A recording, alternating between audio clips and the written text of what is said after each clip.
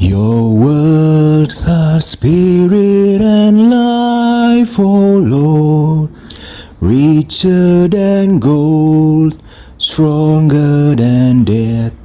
Your words are spirit and life, O Lord, life everlasting.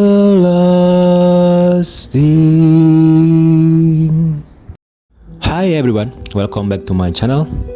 Welcome back to my Let's Read Bible series. Today, we are going to cover chapter 7 to chapter 11 from the book of Judges.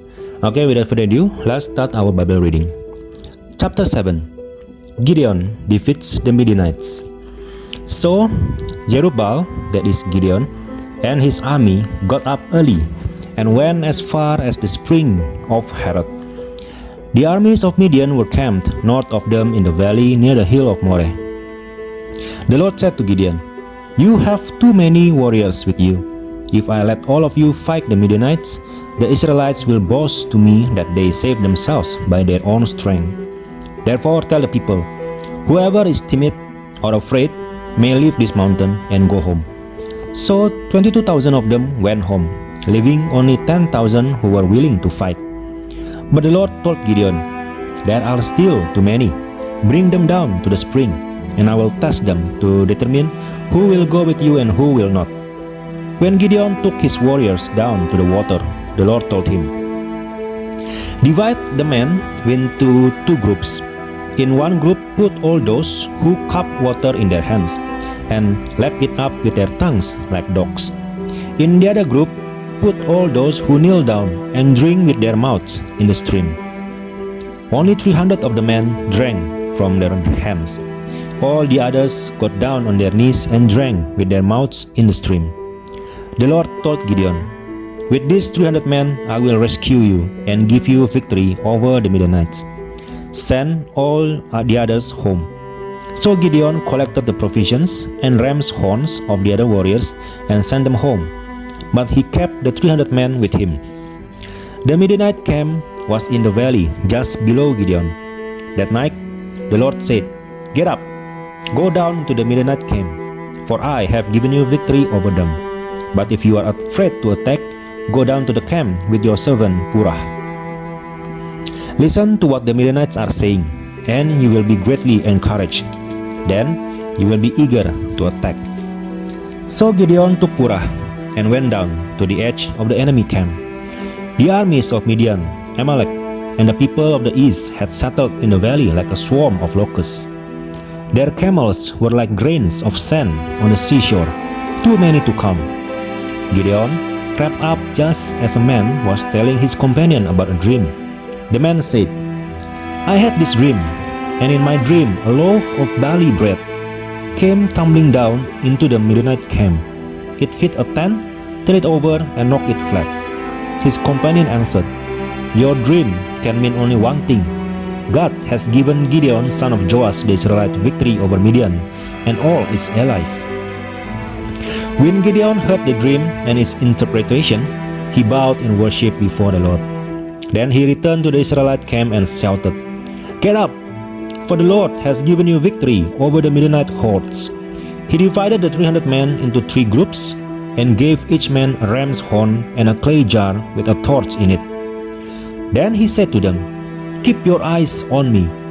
When I come to the edge of the camp, do just as I do. As soon as I and those with me blow the ram's horns, blow your horns too, all around the entire camp, and shout, 'For the Lord and for Gideon.'" It was just after midnight, after the changing of the guard, when Gideon and the 100 men with him reached the edge of the Midianite camp. Suddenly, they blew the ram's horns and broke their clay jars. Then all 3 groups blew their horns and broke their jars. They held the blazing torch in their left hands and the horns in their right hands. And they all shouted, "A sword for the Lord and for Gideon." Each man stood at his position around the camp and watched as all the Midianites rushed around in a panic, shouting as they ran to escape. When the 300 Israelites blew their ram's horns, the Lord caused the warriors in the camp to fight against each other with their swords.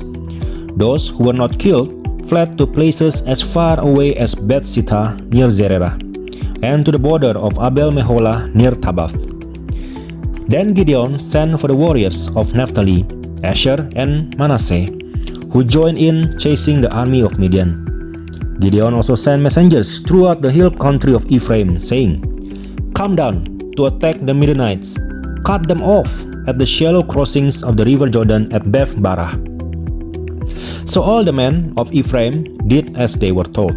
They captured Oreb and Zeb, the two Midianite commanders, killing Oreb at the rock of Oreb and Zeb at the winepress of Zeb. And they continued to chase the Midianites. Afterwards, the Israelites brought the heads of Oreb and Zeb to Gideon, who was by the river Jordan. Chapter 8. Gideon kills Zebah and Zalmunna. Then the people of Ephraim asked Gideon, "Why have you treated us this way? Why didn't you send for us when you first went out to fight the Midianites?" And they argued heatedly with Gideon. But Gideon replied, "What have I accomplished compared with you? Aren't even the leftover grapes of Ephraim's harvest better than the entire crop of my little clan of Abiezer? God gave you victory over Oreb and Zeb, the commanders of the Midianite army. What have I accomplished compared with that?" When the men of Ephraim heard Gideon's answer, their anger subsided. Gideon then crossed the river Jordan with his 300 men, and though exhausted, they continued to chase the enemy. When they reached Sukkot, Gideon asked the leaders of the town, "Please, give my warriors some food. They are very tired. I am chasing Zebah and Zalmunna, the kings of Midian." But the officials of Sukkot replied, "Catch Zebah and Zalmunna first, and then we will feed your army."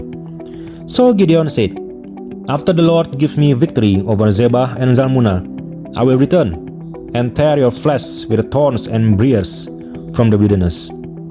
From there, Gideon went up to Peniel and again asked for food. But he got the same answer. So he said to the people of Peniel, "After I return in victory, I will tear down this tower." By this time, Zebah and Zalmunna were in Karkor, with about 15,000 warriors, all that remained of the allied armies of the east, for 120,000 had already been killed. Gideon circled around by the caravan route east of Nobah and Jogbebah, taking the Midianite army by surprise. Zebah and Zalmunna, the two Midianite kings, fled, but Gideon chased them down and captured all their warriors. After this, Gideon returned from the battle by way of Heres Pass. There, he captured a young man from Sukkot and demanded that he write down the names of all the 77 officials and elders in the town. Gideon then returned to Sukkot and said to the leaders, "Here are Zebah and Zalmunna. When we were here before, you taunted me, saying, 'Catch Zebah and Zalmunna first, and then we will feed your exhausted army.' Then Gideon took the elders of the town and taught them a lesson, punishing them with thorns and briars from the wilderness.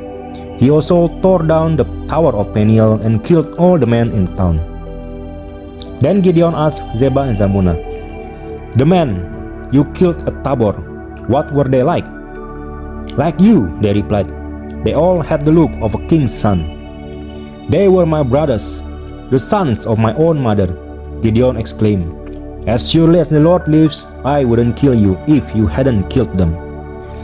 Turning to Jether, his oldest son, he said, "Kill them." But Jether did not draw his sword, for he was only a boy and was afraid. Then Zebah and Zalmunna said to Gideon, "Be a man, kill us yourself." So Gideon killed them both and took the royal ornaments from the necks of their camels. Gideon's sacred ephod. Then the Israelites said to Gideon, "Be our ruler. You and your son and your grandson will be our rulers, for you have rescued us from Midian." But Gideon replied, "I will not rule over you, nor will my son. The Lord will rule over you. However, I do have one request, that each of you give me an earring from the plunder you collected from your fallen enemies."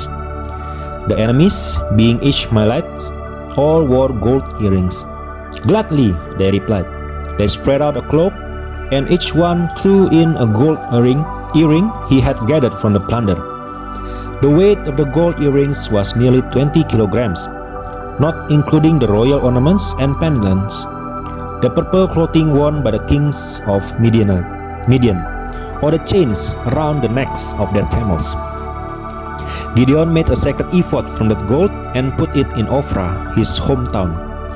But soon all the Israelites prostituted themselves by worshipping it, and it became a trap for Gideon and his family. That is the story of how the people of Israel defeated Midian, which never recovered. Throughout the rest of Gideon's lifetime, about 40 years, there was peace in the land. Then Gideon, son of Joash, returned home. He had 70 sons born to him, for he had many wives. He also had a concubine in Shechem, who gave birth to a son, whom he named Abimelech.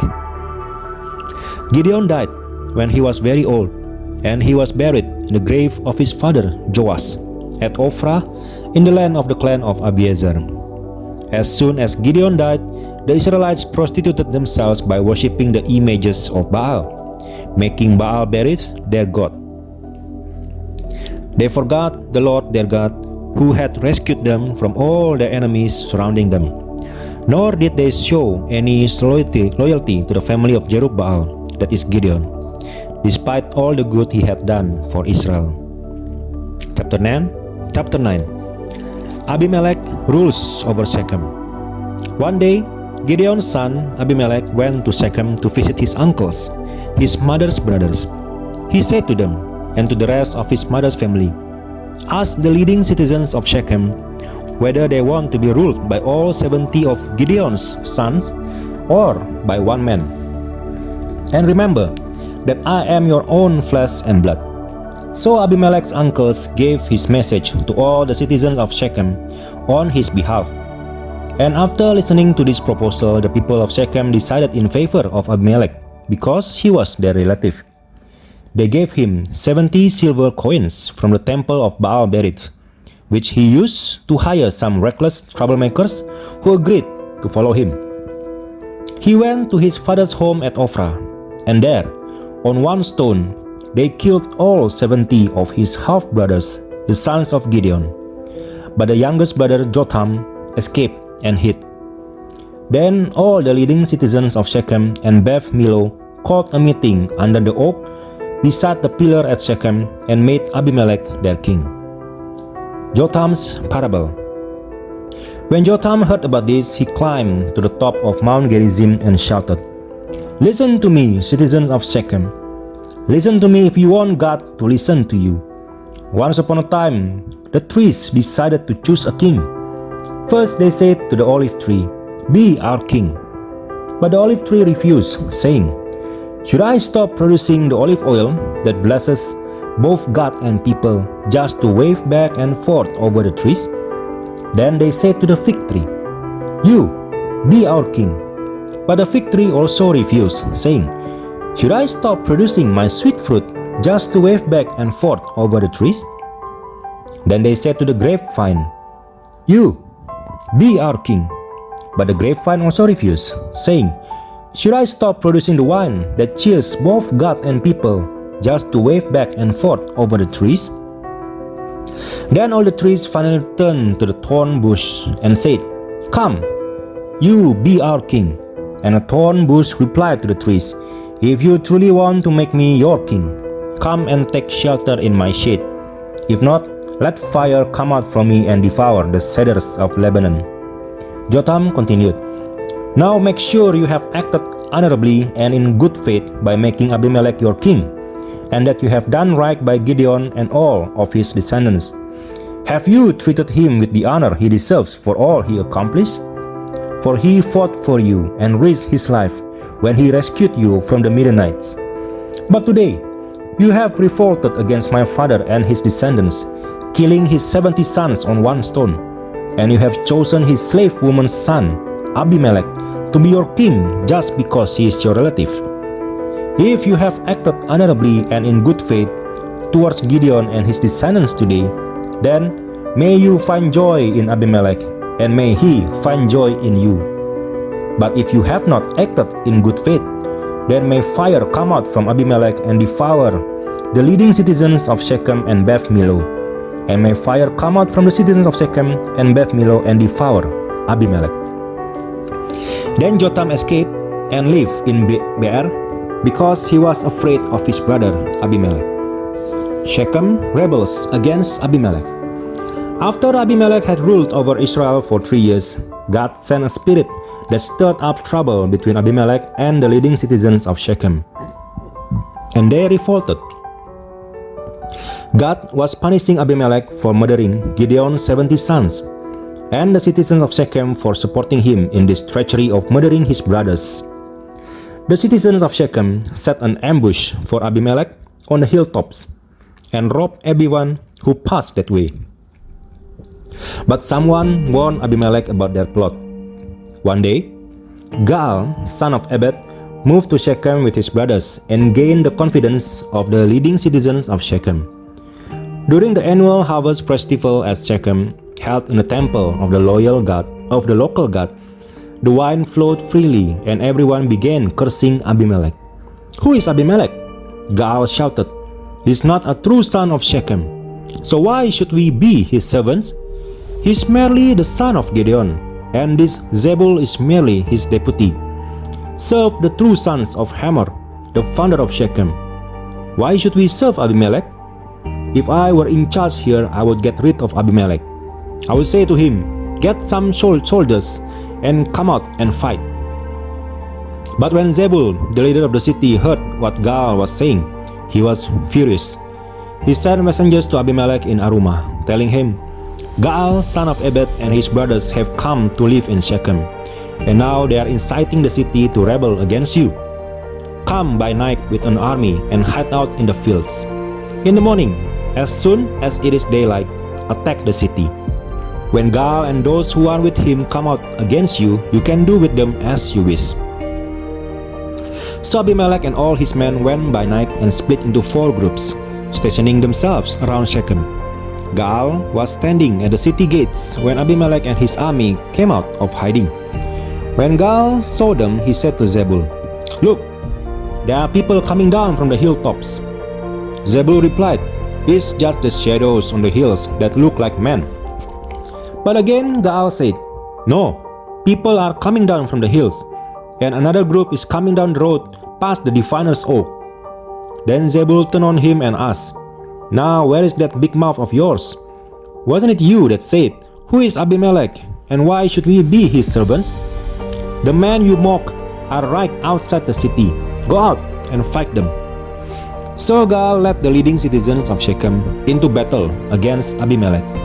But Abimelech chased him, and many of Shechem's men were wounded and fell along the road as they retreated to the city gate. Abimelech returned to Arumah, and Zebul drove Gaal and his brothers out of Shechem. The next day, the people of Shechem went out into the fields to battle. When Abimelech heard about it, he divided his men into 3 groups and set an ambush in the fields. When Abimelech saw the people coming out of the city, he and his men jumped up from their hiding places and attacked them. Abimelech and his group stormed the city gate to keep the men of Shechem from getting back in, while Abimelech's other 2 groups cut them down in the fields. The battle went on all day before Abimelech finally captured the city. He killed the people, leveled the city, and scattered salt all over the ground. When the leading citizens who lived in the tower of Shechem heard what had happened, they ran and hid in the temple of Baal-berith. Someone reported to Abimelech that the citizens had gathered in the temple. So he led his forces to Mount Zalmon. He took an axe and chopped some branches from a tree, then put them on his shoulder. "Quick, do as I have done," he told his men. So each of them cut down some branches, following Abimelech's example. They piled the branches against the walls of the temple and set them on fire. So all the people who had lived in the town of Shechem died, about 1,000 men and women. Then Abimelech attacked the town of Thebes and captured it. But there was a strong tower inside the town, and all the men and women, the entire population, fled to it. They barricaded themselves in and climbed up the roof of the tower. Abimelech followed them to attack the tower. But as he prepared to set fire to the entrance, a woman on the roof dropped a millstone that landed on Abimelech's head and crushed his skull. He quickly said to his young armor-bearer, "Draw your sword and kill me. Don't let it be said that a woman killed Abimelech." So the young man ran him through with his sword, and he died. When Abimelech's men saw that he was dead, they disbanded. And returned to their homes. In this way, God punished Abimelech for the evil he had done against his father by murdering his 70 brothers. God also punished the men of Shechem for all their evil. So the curse of Jotham, son of Gideon, was fulfilled. Chapter 10. Tola becomes Israel's judge. After Abimelech died, Tola, son of Puah, son of Dodo, was the next person to rescue Israel. He was from the tribe of Issachar, but lived in the town of Shamir in the hill country of Ephraim. He judged Israel for 23 years. When he died, he was buried in Shamir. Jair becomes Israel's judge. After Tola died, Jair from Gilead judged Israel for 22 years. His 30 sons rode around on 30 donkeys, and they owned 30 towns in the land of Gilead, which are still called the towns of Jair. When Jair died, he was buried in Kamon. The Ammonites oppressed Israel. Again, the Israelites did evil in the Lord's sight. They served the images of Baal and Ashtoreth, and the gods of Aram, Sidon, Moab, Ammon, and Philistia. They abandoned the Lord and no longer served him at all. So the Lord burned with anger against Israel, and he turned them over to the Philistines and the Ammonites, who began to oppress them that year.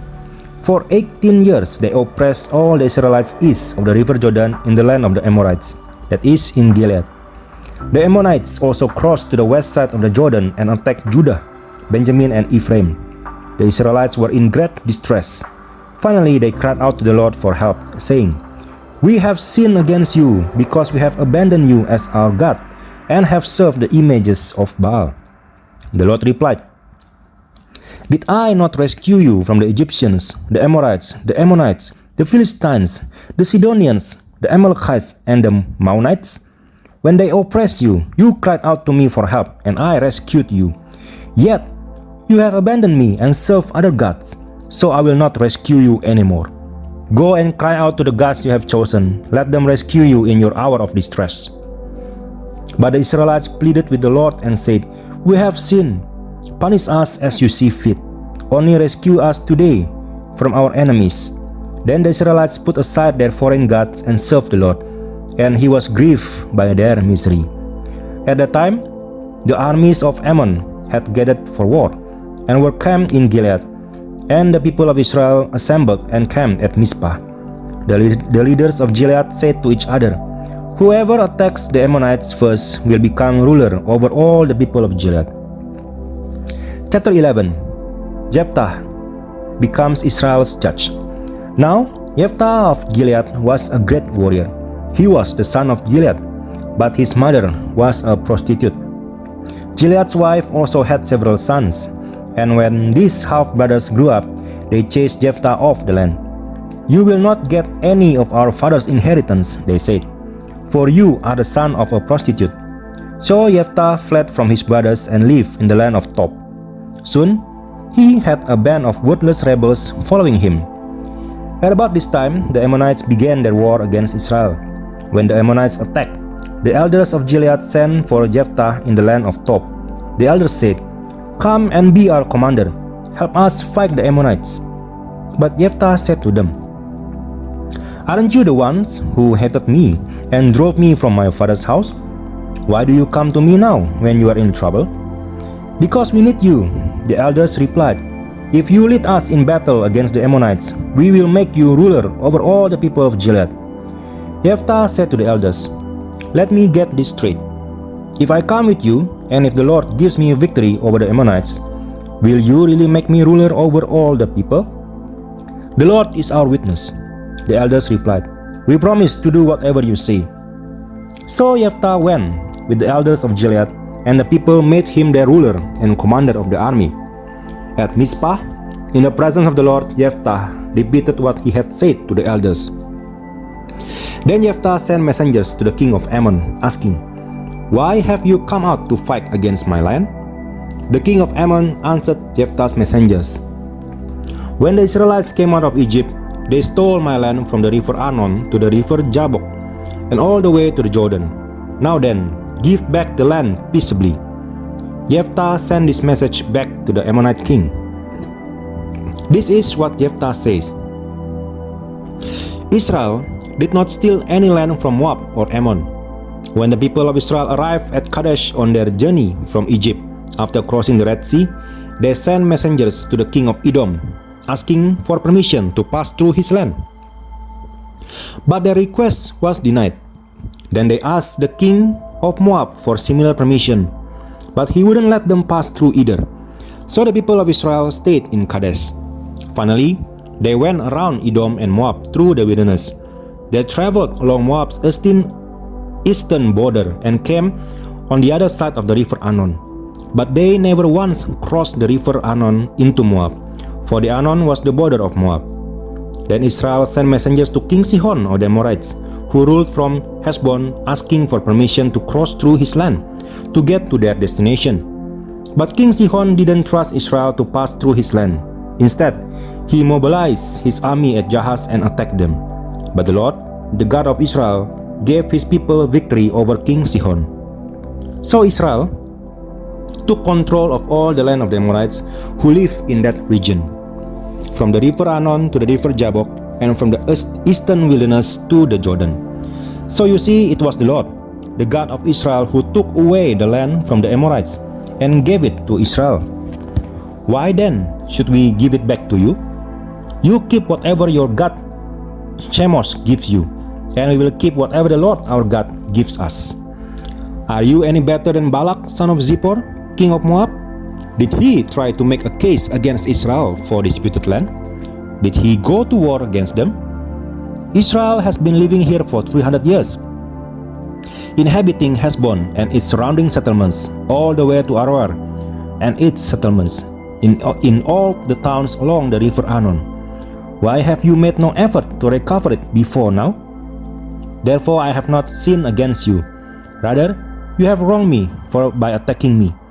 Let the Lord, who is judge, decide today which of us is right, Israel or Ammon. But the king of Ammon paid no attention to Jephthah's message. Jephthah's vow. At that time, the Spirit of the Lord came upon Jephthah, and he went throughout the land of Gilead and Manasseh, including Mizpah in Gilead, and from there he led an army against the Ammonites. And Jephthah made a vow to the Lord. He said, "If you give me a victory over the Ammonites, I will give to the Lord whatever comes out of my house to meet me when I return in triumph. I will sacrifice it as a burnt offering." So Jephthah led his army against the Ammonites, and the Lord gave him victory. He crushed the Ammonites, devastating about 20 towns from Aroer to an area near Minit and as far away as Abel Keramim. In this way Israel defeated the Ammonites. When Jephthah returned home to Mizpah, his daughter came out to meet him, playing on a tambourine and dancing for joy. She was his one and only child. He had no other sons or daughters. When he saw her, he tore his clothes in anguish. "Oh, my daughter," he cried out, "you have completely destroyed me. You've brought disaster on me. For I have made a vow to the Lord, and I cannot take it back." And she said, "Father, if you have made a vow to the Lord, you must do to me what you have vowed. For the Lord has given you a great victory over your enemies, the Ammonites. But first, let me do this one thing. Let me go up and roam in the hills and weep with my friends for 2 months, because I will die a virgin." "You may go," Jephthah said. And he sent her away for 2 months. She and her friends went into the hills and wept, because she would never have children. When she returned home, her father kept the vow he had made, and she died a virgin. So it has become a custom in Israel for young Israelite women to go away for 4 days each year to lament the fate of Jephthah's daughter. Okay everyone, we have done chapter 7 to chapter 11 from the book of Judges. Thank you for reading the Bible together with me, and have a good and blessed day today. See you again tomorrow. God bless.